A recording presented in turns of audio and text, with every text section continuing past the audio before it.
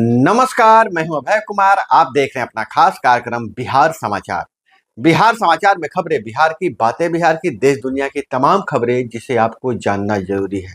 बिहार समाचार में हम आज बात करेंगे पंचायती राज विभाग से, वहीं शिक्षकों के लिए जो नया अपडेट आया है उसके बारे में बताएंगे। इसी के साथ भूमि सर्वे के पहले किसान क्या कर रहे हैं मांग, और स्वास्थ्य सेवाओं में क्या हुई है प्रगति। वहीं हम बात करेंगे पप्पू यादव की मिली धमकी के बारे में, और इसी के साथ देश दुनिया की तमाम खबरों पर हम नजर रखेंगे। तो पहली खबर हम लेते हैं शिक्षा विभाग से ही। शिक्षा विभाग जो है बड़ी कार्रवाई की है। बीपीएससी शिक्षकों को सरकार ने नौकरी से हटाया है। कई बीपीएससी शिक्षकों को बिहार लोक सेवा आयोग द्वारा चयनित 16 शिक्षकों को सेवा मुक्त करने की कार्रवाई की गई है। यह निर्णय किशनगंज में लिया गया है। किशनगंज जिला शिक्षा अधिकारी द्वारा लिया गया है। इस कार्रवाई का कारण यह बताया गया है कि शिक्षकों ने शिक्षक पात्रता परीक्षा टीईटी में अपेक्षित अंक नहीं लाए थे।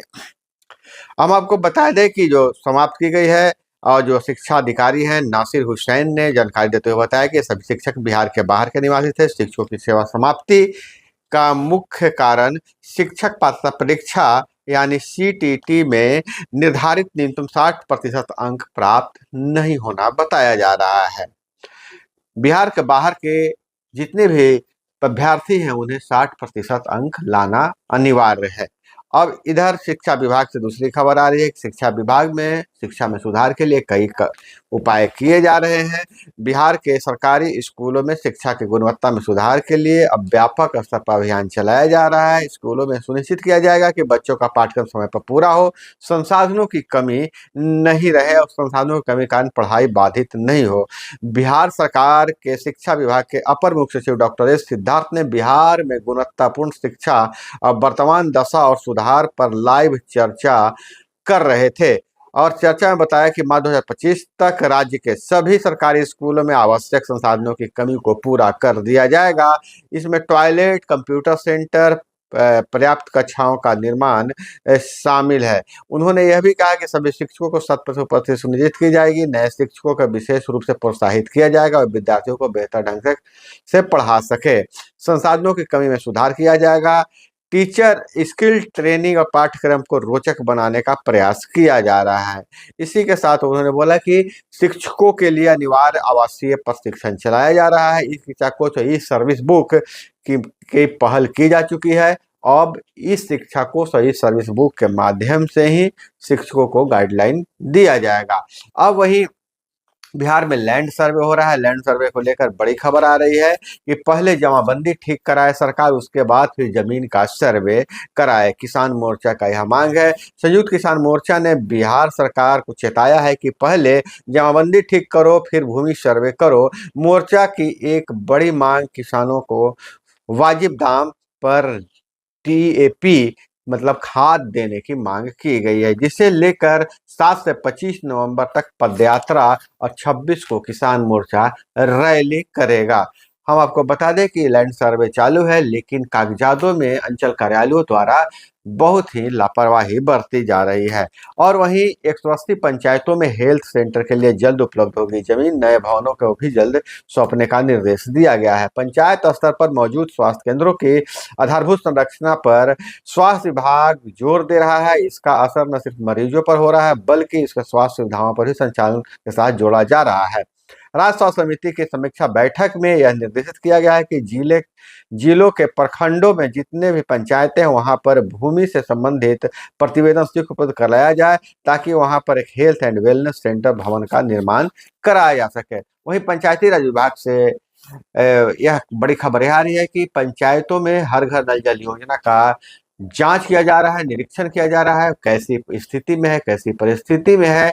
अब उस जांच के बाद एक जांच रिपोर्ट बनाई जाएगी। पीएचईडी विभाग से यह योजना लेकर पुनः ग्राम पंचायतों को दिया जा सकता है, क्योंकि ऐसी मांगे उठ रही है। और वही जॉब के हवाले से खबर, तो ओएनजीसी में 2236 पदों पर भर्ती निकाली गई है। Oil and natural gas corporation की ओर से अप्रेंटिसशिप के लिए 2236 रिक्त पदों पर भर्ती के लिए आवेदन की लास्ट डेट को नवंबर 2024 तक एक्सटेंड कर दिया गया है। उम्मीदवार ओएनजीसी की ऑफिशियल वेबसाइट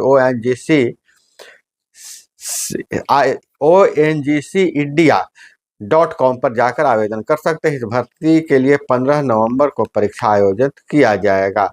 हम आपको बता दें कि इसके लिए आयु सीमा 18 से 24 वर्ष है और उम्मीदवारों को संबंधित ट्रेड में 10वीं 12वीं और ITI पास या संबंधित स्ट्रीम में ग्रेजुएशन की डिग्री होनी चाहिए। और इधर बिहार के खबरों के अपडेट सब देते हैं कि आज कौन कौन सी खबरें चर्चा में रही है। विधानसभा 25 नवंबर से विधानसभा का शीतकालीन सत्र शुरू हो जाएगा और सिवान में भाजपा नेता से रंगदारी मांगी है। वहीं पप्पू यादव से को दी गई धमकी भी चर्चा में बना रहा है। बिहार विधानसभा का शीतकालीन सत्र 25 नवंबर से शुरू होकर 29 नवंबर तक चलेगा। कुल 5 दिनों का यह सत्र होगा। बिहार सरकार सत्र के दौरान सप्लीमेंट्री बजट सदन के पटल पर रखेगी। बिहार विधानमंडल की ज्वाइंट सेशन सुबह 11:30 से शुरू होगी। पहले दिन राज्यपाल का अभिभाषण से इसकी शुरुआत की जाएगी और संसदीय कार्य विभाग ने सोमवार की शाम इसकी अधिसूचना जारी की है। और बिहार में बीजेपी नेता से 1 करोड़ की रंगदारी मांगी गई है और सिवान शहर के नवलपुर के रहने वाले भाजपा नेता सुभाष चौहान से 1 करोड़ रुपए की रंगदारी मांगी गई है। सुभाष चौहान ने आज बताया कि रात 12 बजे बजकर 1 मिनट पर कॉल आया था। कहा गया था कि 1 करोड़ रुपया दे दो, नहीं तो 10 दिनों के अंदर तुम्हारी हत्या हो जाएगी। सुभाष चौहान पहले भाजपा के जिला मंत्री रहे हैं। वर्तमान में उनकी पत्नी वार्ड पार्षद है। वो खुद नोनिया महासंघ के जिला अध्यक्ष है। उन पर 2015 में भी अपराधियों ने जानलेवा हमला किया था। सहरसा के सिमरी बख्तियारपुर में अज्ञात अपराधियों ने वकील दुलारचंद शर्मा की गोली मारकर हत्या कर दी है। घटना सोमवार सुबह करीब 8 बजे की है। दुलारचंद घर से सिमरी बख्तियारपुर स्टेशन जा रहे थे, जहां उन्हें ट्रेन से सहरसा कोर्ट जाना था। रास्ते में भौरा गांव के पास अपराधियों ने उन्हें निशाना बनाया है। घटना के बाद स्थानीय लोगों ने घायल वकील को अस्पताल पहुंचाया, जहां डॉक्टरों ने उन्हें मृत घोषित कर दिया। अब पटना में अपराध रुकने का नाम नहीं ले रहा है। इस साल 210 और हत्याएं और सबसे ज्यादा जो हत्याएं हो रही है जमीन विवाद में हुई है।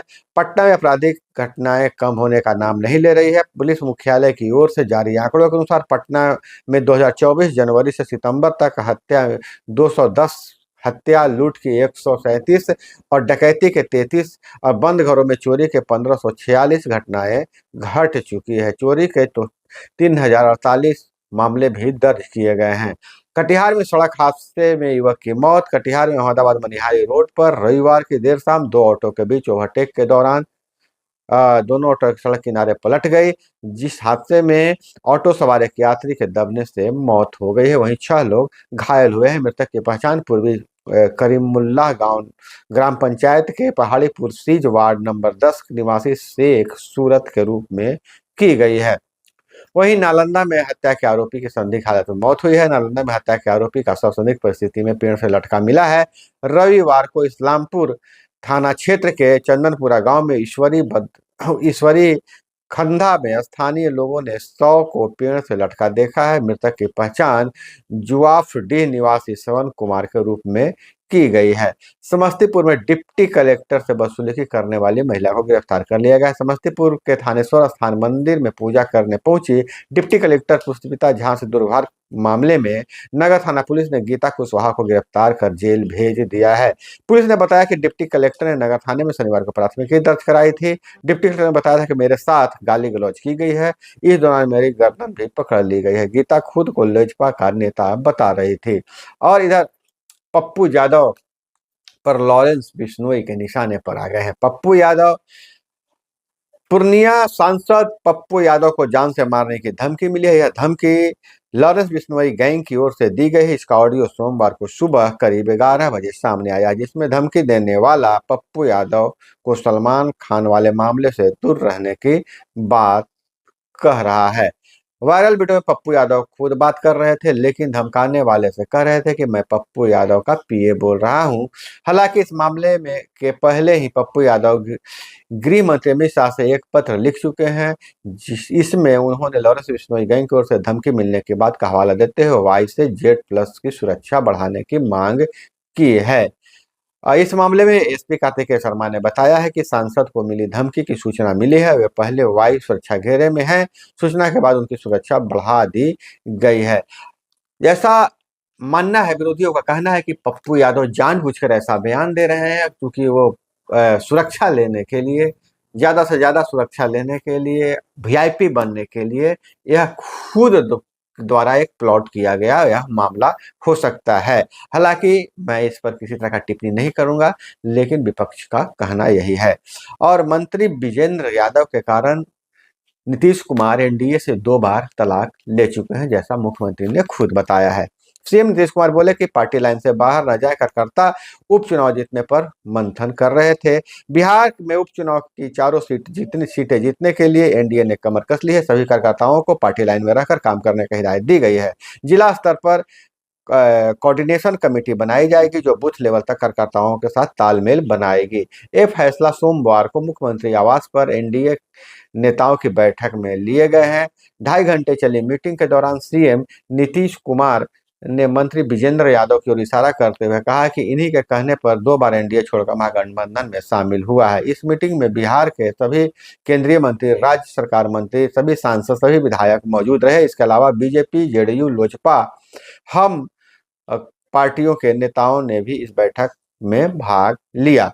इस बैठक के लिए पशुपति पारसनाथ को न्योता नहीं दिया गया था, ऐसे में वे एनडीए के से बाहर होते दिख रहे हैं। बैठक के बाद जेडीयू प्रवक्ता नीरज कुमार ने कहा है कि मीटिंग में एनडीए गठबंधन के सभी 5 दलों के नेता शामिल हुए। बैठक में नीतीश कुमार ने सभी नेताओं को कोऑर्डिनेशन बनाकर काम करने का निर्देश दिया है। अब सभी नेता किसी पार्टी के सदस्य नहीं है, बल्कि एनडीए का हिस्सा है। केंद्र सरकार से बिहार को जो सहायता मिल रही है वो बिहार की विकास यात्रा के बारे में खासकर नई पीढ़ी को लोगों को बताना है। और वहीं नीतीश कुमार की बैठक चल रही थी सीएम आवास में। इसी बीच एक व्यक्ति पटना पुलिस के खिलाफ नारेबाजी करते हुए नीतीश कुमार के पुतले में आग लगाकर उनके गेट तक पहुंच गया। हालांकि सुरक्षा में तैनात स्पेशल कमांडो ने उस युवक पर किसी तरह से काबू पाया है, जिसे मुख्यमंत्री के सुरक्षा घेरे में सेंध बताया जा रहा है। अब वही खबर डाले तो जम्मू कश्मीर के अखनूर में 3 आतंकी ढेर हुए हैं। सुबह आर्मी की एम्बुलेंस पर फायरिंग की थी। 5 घंटे चले एनकाउंटर में सुरक्षा बलों ने तीनों आतंकियों को मार गिराया है। जम्मू कश्मीर के अखनूर में सोमवार को सुरक्षा बलों ने 3 आतंकियों को मार गिराया है। अफसरों ने बताया कि एक आतंकवादी की बॉडी मिल गई है। सुबह 7:26 पर लाइन ऑफ कंट्रोल के पास भट्टल इलाके में आतंकियों ने आर्मी की एम्बुलेंस पर फायरिंग की थी और एम्बुलेंस फायरिंग की थी। हालांकि इसमें जान माल का नुकसान नहीं हुआ था। आतंकी फायरिंग के बाद जंगल की ओर भाग गए थे। सेना ने इलाके को घेर कर सर्च ऑपरेशन चलाया। करीब 5 घंटे की मशक्कत के बाद तीनों आतंकियों को ढेर कर दिया गया है। इससे पहले 24 अक्टूबर को बारमूला में सेना की गाड़ी पर आतंकियों ने हमला किया था, जिसमें 3 जवान और 2 पोर्टर की जान चली गई थी। वहीं राहुल गांधी बोले देश में अडानी बचाओ सिंडिकेट है, कॉरपोरेट जगत में चर्चा है। सेबी चीफ बुच सरकार और प्रधानमंत्री को ब्लैकमेल कर रही है। राहुल गांधी लगातार अभी हमलावर हैं भाजपा पर, पीएम पर। सोमवार को अपने सोशल मीडिया हैंडल एक्स पर 4 मिनट 29 सेकंड का एक वीडियो क्लिप यानी टीजर पोस्ट किया है, जिसमें वे कांग्रेस के मीडिया एवं प्रचार विभाग के प्रमुख पवन खेड़ा, सेबी के प्रमुख मनु माधवी के कथित हितों के टकराव के बारे में बात की है। राहुल गांधी ने कहा कि संस्थागत पतन ने अब भाई भतीजावाद के अधिक खतरनाक स्वरूप अडानी बचाओ सिंडिकेट को जन्म दिया है। मौजूदा सरकार अब केवल एकाधिकार को बढ़ावा नहीं दे रही, बल्कि सक्रिय रूप से देश की संपत्ति को कुछ लोगों के हाथों में केंद्रित कर रही है। और वही बड़ोदरा में पीएम मोदी ने रोड शो किया है। रोड शो एयरबस असेंबली का उद्घाटन किया। मोदी बोले पॉसिबिलिटी को प्रोस्पेरिटी में बदलने के लिए सही पार्टनरशिप जरूरी है। बड़ौदा में भारत स्पेन मीट हुआ है। भारत के प्रधानमंत्री नरेंद्र मोदी और स्पेन के प्रधानमंत्री पेड्रो सांचेज आज बड़ोदरा में है। सबसे पहले मोदी और सांचेज ने बड़ौदा एयरपोर्ट से टाटा के प्लांट तक करीब 3.25 किलोमीटर रोड शो किया। इसके बाद दोनों नेताओं ने C-295 सैन्य विमान के निर्माण के लिए टाटा एयरबस की असेंबली यूनिट का उद्घाटन किया। इस मौके पर मोदी ने कहा कि हमने नए रास्ते पर चलना तय किया है, नए लक्ष्य तय किए हैं। इसका नतीजा सबके सामने है। पॉसिबिलिटी को प्रोस्पेरिटी में बदलने के लिए सही प्लान और सही पार्टनरशिप का होना जरूरी है। यानी कि संभावना को समृद्धि में बदलने के लिए सही पार्टनर चाहिए। इस कार्यक्रम में देश के 1500 कारोबारियों को भी आमंत्रित किया गया था। और वहीं इसके बाद दोनों पीएम बड़ौदा के लक्ष्मी विलास पैलेस पहुंचे, जहां पीएम मोदी ने स्पेन से आए डेलीगेशन से मुलाकात की। इस दौरान दोनों पीएम ने व्यापार संबंधी MOU पर साइन किया। पैलेस में हुई द्विपक्षीय बैठक में स्पेन के पेड्रो संजो ने कहा कि हम सहयोग जारी रखने के लिए तत्पर हैं। वहीं महाराष्ट्र चुनाव के लिए तीसरी लिस्ट जारी कर दिया गया। अब तक 41 उम्मीदवार का ऐलान किया गया है और सीटों के लिए महायुति 260 कैंडिडेट घोषित किया है। महाराष्ट्र विधानसभा चुनाव के लिए बीजेपी ने सोमवार को दोपहर तीसरी लिस्ट जारी की, जिसमें 25 उम्मीदवारों का नाम है। पार्टी अब तक 3 लिस्ट जारी कर चुकी है। इसमें कुल 146 प्रत्याशियों का ऐलान किया है। तो दोस्तों, यह थी वो तमाम खबरें जिसे आपको जानना जरूरी था। इसी तरह से खबरों के लिए जुड़े रहे हमारे साथ। चैनल पर नए तो चैनल को सब्सक्राइब कर लीजिए। वीडियो पसंद आए तो लाइक जरूर कीजिएगा। मिलते हैं अगले वीडियो में। जय हिंद, वंदे मातरम।